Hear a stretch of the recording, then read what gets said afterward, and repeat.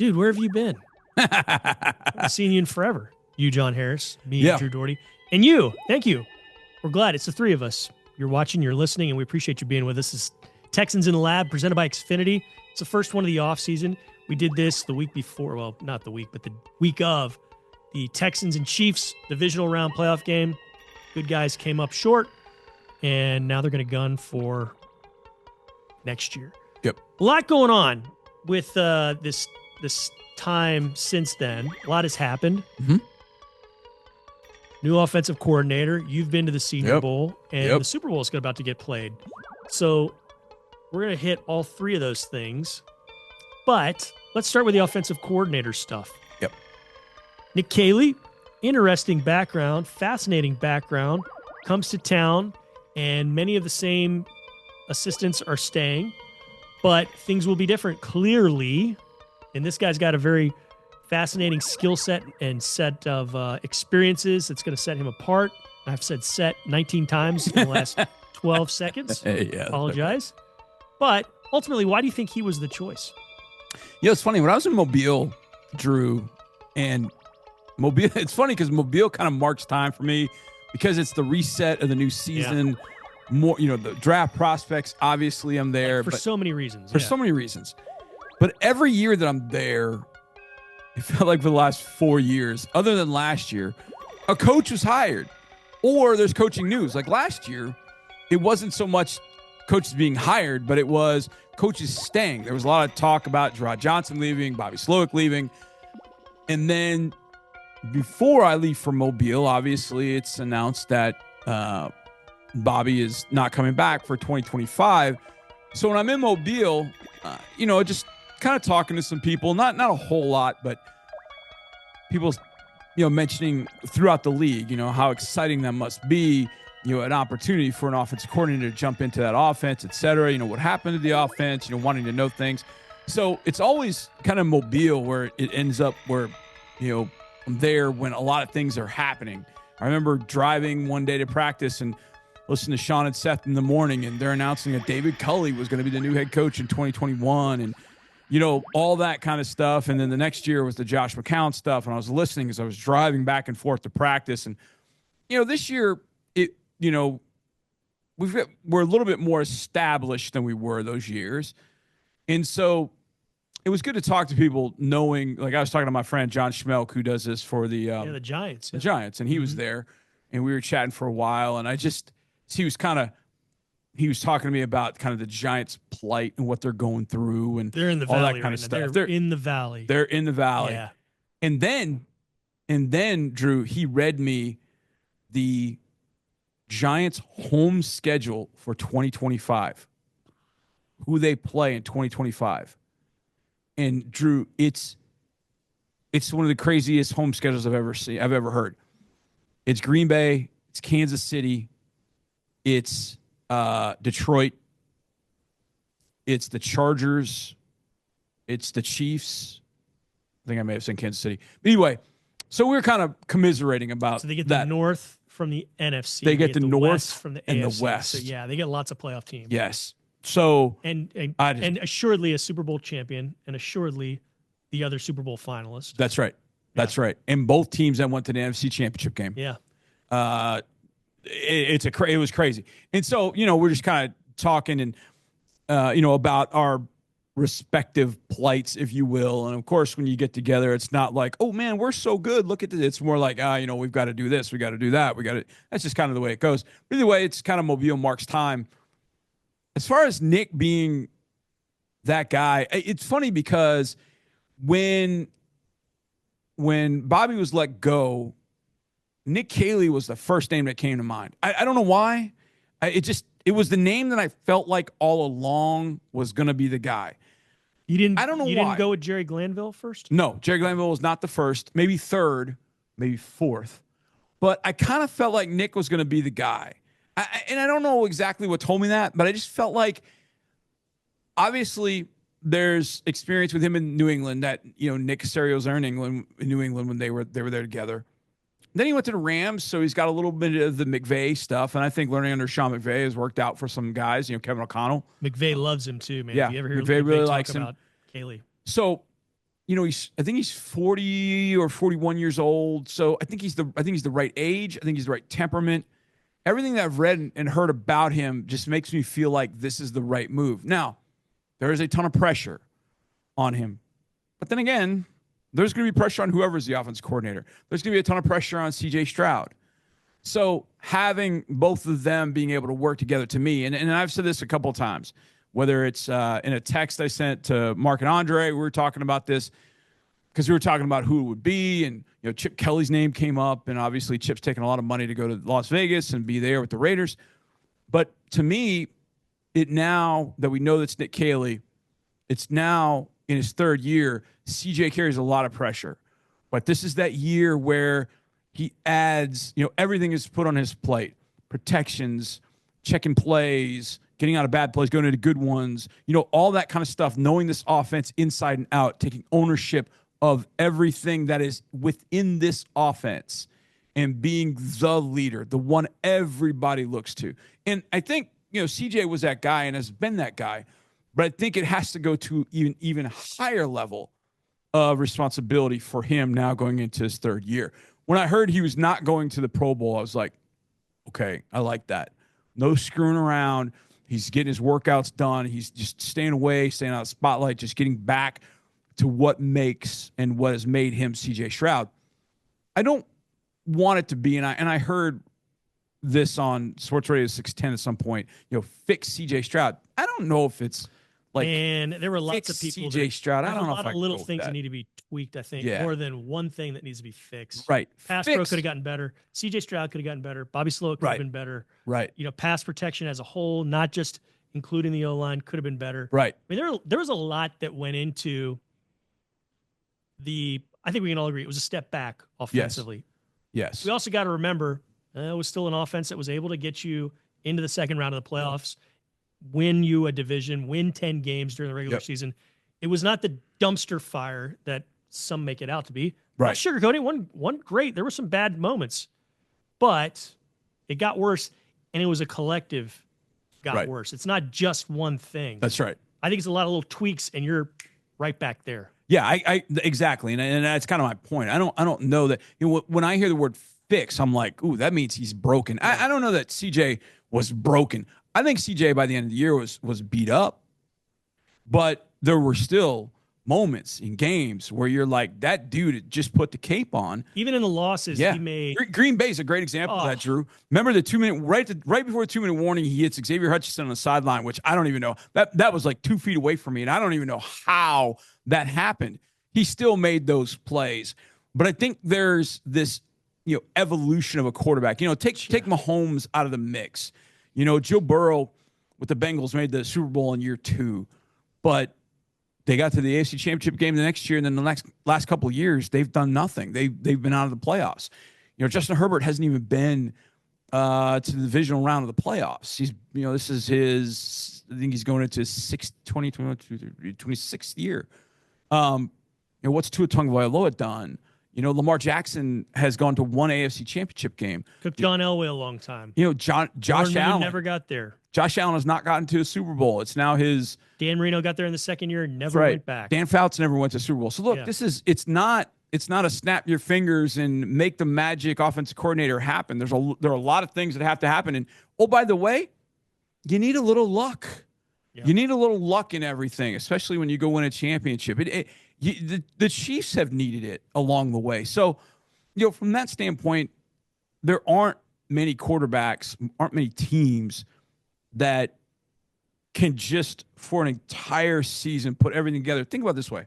In the AFC, Mahomes or Brady has played in the AFC Championship game since 2018. Joe, played in a Super Bowl. Brady or Mahomes have been a guy in a Super Bowl, except for Burrow and Matt Stafford back in the 21 season. I mean, it's remarkable how two quarterbacks dominated during that time. Two. Not 10, not 5, 2. So that's a tough nut to crack. But we feel like, and this goes back to my point about fixing, you hit it exactly. I think the word is tweak, not tweak. And sorry if that comes out because I'm still dealing with a little bit of this Bell's palsy thing, but it's more the tweaking of anything else, more than anything else. It's not fixing. CJ's not broken. The guy had some magical moments. Yeah, you're in good shape. I think you said it exactly right. It's tweaking, not fixing. And I think Nick Caley is one of those guys that comes in and is a large part of that tweaking for not only CJ, but the rest of this offense.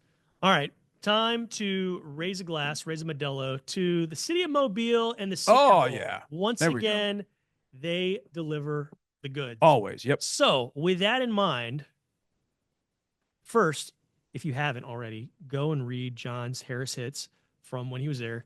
Really comprehensive stuff about who did well, who shined. And I want to do some true or falses with you about a few guys and experiences there. True or false, Gray Zabel will be a top 50 pick. Some of you out there might be saying, what's a Gray Zabel? Well, you're about to hear. But it sounds like this guy is no joke, and he turned some heads. I know he turned your head, and you thought highly of him coming in, but is he going to be one of the first 50 players drafted after what you saw last week at the practices? That's a thumbs up. Yeah. Gray Zabel is outstanding. He was a tackle at North Dakota State, FCS Power. They won a national championship. When we got to Mobile, he did during the week step out to tackle when they would need somebody out there for a little bit, but he played guard most of the week, and that's what's interesting about this guard class. There's Tyler Booker, and then there's a lot of tackles converted to guard. And there were a lot of those at Senior Bowl. And Zabel was impressive in every way, shape, or form that you'd want a guard to be. He's got some grit. There was one time where he was going against Aeneas Peebles from Virginia Tech, and Peebles was kind of chirping about something, and Zabel just pointed at the ground as if to say, "Get in your stance, son. Let's go." And Zabel just worked him. And it was just – and the offense went nuts, and he just was kind of like you see him flexing. He kind of gave me a Cole Strange vibe. Cole Strange is a guy from UT Chattanooga. No flair, no tape, no pads, no nothing, just bare arms, just beating people up, and ended up being a late first-round pick with the Patriots, one of Bill Belichick's last draft picks. And he ended up being a really good player. I think Zabel could maybe get in that back in the first round. I don't know if he does. I think he's probably going to settle somewhere between 35 and 40 in the Harris 100 from me. But outstanding football player, probably the most outstanding player I saw in Mobile. Wow. Most outstanding overall. Yeah, overall. He was fantastic. Okay. Absolutely. Texans at 25, and I'm going to do either ors. Okay. Offensive line or wide receiver, if all things being equal on the board. Okay. Now you have to be more specific. Meaning? If you tell me offensive lineman Tyler Booker, I stop you right there and say yes. Okay. Tyler Booker from Alabama. When I was in Mobile, I talked to somebody within the Alabama football program, does a lot of analytics work and stuff like that. And I was talking to him, and I said, one of the things that matters to us, obviously we have a lot of Alabama guys, is they have a swarm mentality.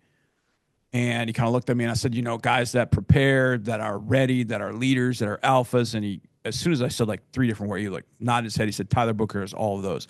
That was what was said about Will Anderson off the field. Exactly. When they took him. Tyler Booker's 6'3", 6'4", about 340, can move.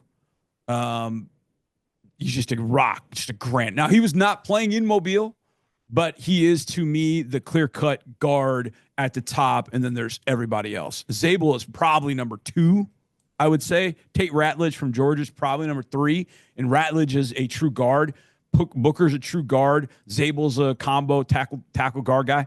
But hearing that from somebody close to the program made me feel really good about Tyler Booker. And so that's why I specified. If Booker is gone and you just say offensive lineman, I'd probably go receiver.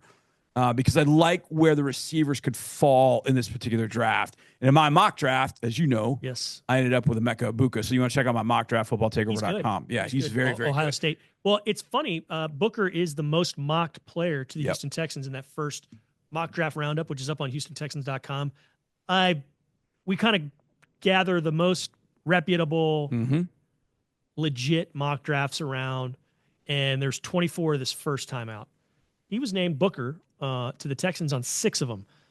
About 4 other guys were tied with 2 votes apiece, and then there was a bunch with just 1 vote apiece. But Booker was a clear-cut favorite early on. So let me answer why as we go through. Because let me answer this why. Booker is not getting to 25. He's not getting to 25 because there are probably 3 or 4 teams at a minimum in front of the Texans. In fact, I had Booker in my mock going, I think, to Seattle. Seattle's at 16. There are 3 or 4 other teams that have a pretty desperate need for interior offensive line. That was the reason I didn't have Booker getting to us at 25. Gotcha. Because if Booker is there, he's the guy I would want. I just don't think he gets there. That's why. Well, the way you're talking, though, I could see the Texans moving up. Could very well do it. Yeah, they've done it before. They did it for no doubt. It wouldn't be as costly a move up as the Willie Anderson was. Right. I just think at 25, they're not going to move up to go get him. Got it. And I do think that the receivers, and I think depending on how you classify Travis Hunter, whatever, Travis Hunter, T-Mac, Tedero McMillan, those are the 2 at the top. Then you've got Luther Burden, Emeka Ibuka, Matthew Golden. You got those 3 guys in particular that I think fall in that range from like 20 to 32. And any of those guys would be a really good fit with the Texans for a number of reasons. So that I kind of like the wide receiver fit at 25 if that's where they end up staying. Okay. Now, if they move up, then my thought is, okay, they're going to get Booker, or I would think they're going to get Booker. But again, you don't know. I mean, Nick loves to move around a draft and go up and down and whatever he might do. But I just think there are too many teams with a need for a guard, and he is so clearly better than everybody. Even Gray, and I love what Gray did at the Senior Bowl. But even Gray, I mean, Gray's not a natural guard. Booker is a guard all day, every day, and I know that people will, they drafted Kenyon a few years ago and that didn't work out, and it did not. But Booker, I think, is a completely different individual that you have to look at and study differently, or look at differently, and how it fits in this team where the Texans were in 2022 versus where they are now. So we'll see. And look, some of this has to do with what does Nick Caley think of Titus Howard at guard? Mm-hmm. Does he want to keep Titus at guard?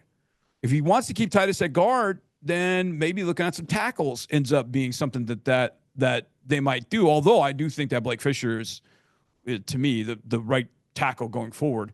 So maybe at that point you look at just a guard. I don't know. Maybe you spend money on a guard of free agency. Maybe that's something you do. Look, Trey Smith's going to get a lot of money from Kansas City, but that's a double whammy for Kansas City if you bring him here and you take him away from Kansas City. But that's going to cost you a lot of money. And I don't know the Texans have that amount of money to spend at that point. So a lot of things that are going into consideration of this. But just sitting where we are right now, 25, I would want Tyler Booker. After that, I would go the receiver route with one of those 3 I mentioned earlier. Okay. True or false? The Texans will select a tight end with one of their first 3 picks. Oh, how do I answer this? I love Kate Stover. I think Kate Stover was the absolute right pick. And I've told this story, at the draft party, there's a fan that was kind of like, we got to get tight end. We got to. And I'm like, no. It's not. And that's why I just mentioned Booker. I don't think the Texans should highlight guards at 25. But that guard, yes. Same thing with tight end. I do think if there are this is one heck of a draft for tight end, Drew. Senior Bowl, I saw some absolute studs. And that didn't even include tight ends, running backs, and D tackles. Tight ends, running backs are 2 of the best they've been in a long time. At the top of tight ends, you got Colson Loveland from Michigan, you got Tyler Warren from Penn State. To me, the next best tight end, and I think you could put him in that group, is Elijah Arroyo from Miami. He was a stud down in Mobile. A stud. Then you got Mason Taylor, who's Jason Taylor's son, who I think is he's another Dalton Schultz.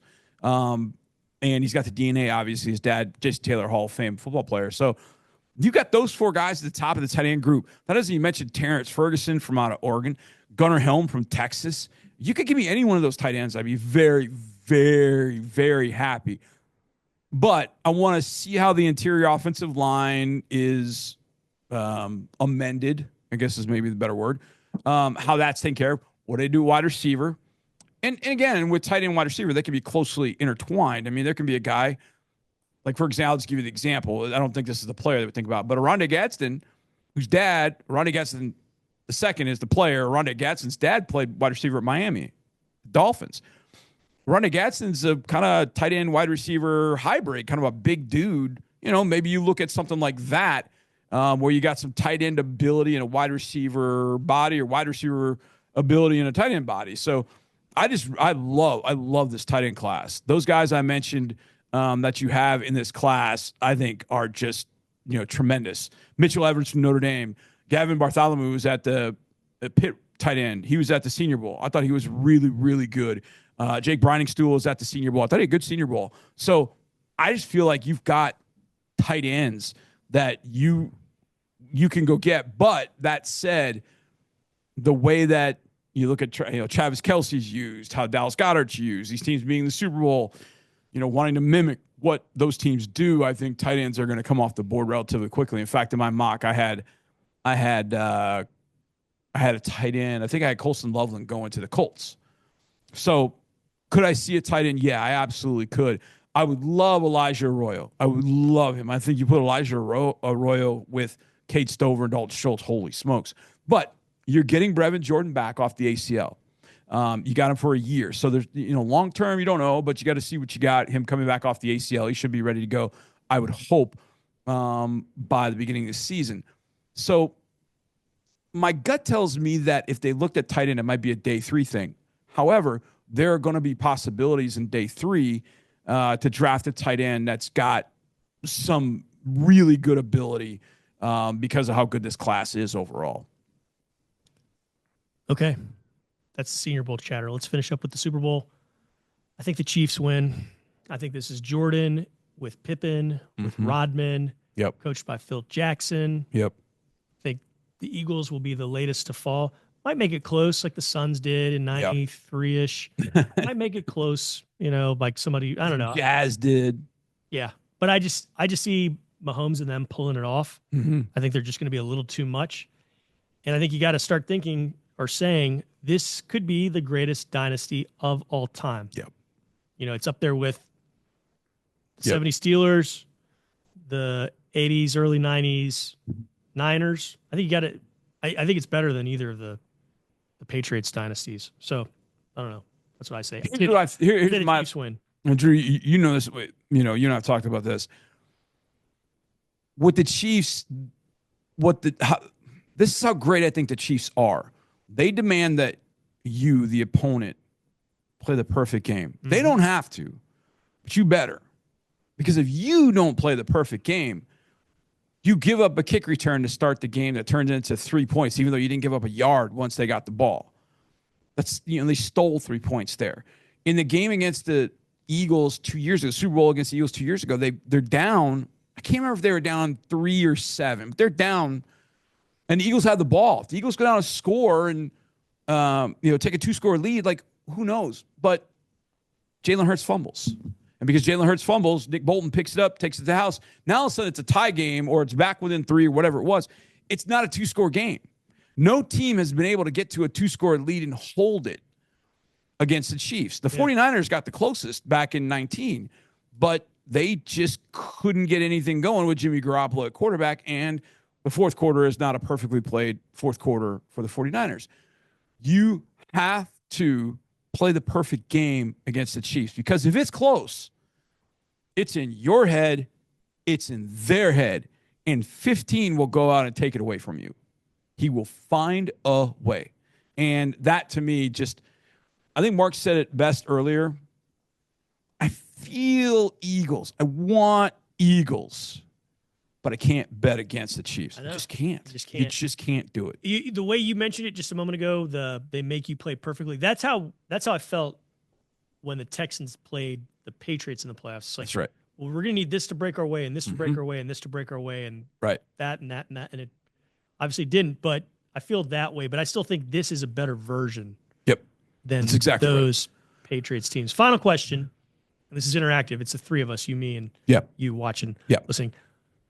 What are you eating for the Super Bowl? It's just our family at the Super Bowl. And so we let the kids kind of decide what they want to eat. They're going to do wings this year. It's like we must have wings. So we're going to have wings and some dips and stuff. What do you eat? It's funny. I haven't decided on my menu yet. I'll talk it over with Jack. my son Jack, and we'll decide what we want to do. And I don't know, my my wife might be flying back from LA or not. I don't know. She'll determine some of that because her food things she's very particular. I love her, but there are some certain things. So like if it's just me and Jack, we might get some barbecue. I'll definitely make something. Mm-hmm. I might make my own queso. I might make fajitas. Might make some quesadillas. I don't know. We haven't quite decided. I want to do like chips and finger food. Some of the things like on my phone, I have on Instagram. Whenever I see recipes on Instagram, I just save them all. And so I often go through that and I kind of find some that I like. So I might do some pretzel bites. I've done my own pretzel bites and I do all that homemade. So love that. Yeah. So I might make my own biscuits in the morning. I've got a good biscuit recipe I like. So I might make some biscuits in the morning and have some good breakfast sandwiches in the morning and then kind of get us going the rest of the day. I love cooking on Super Bowl Sunday. I love it. I love just getting it. I have a TV in the kitchen, and I just start making stuff. I just have the TV on. And I just kind of, it's a fun day, but I'd rather one day be at the game, but I won't go to the game until we're in it. Same here. Yep.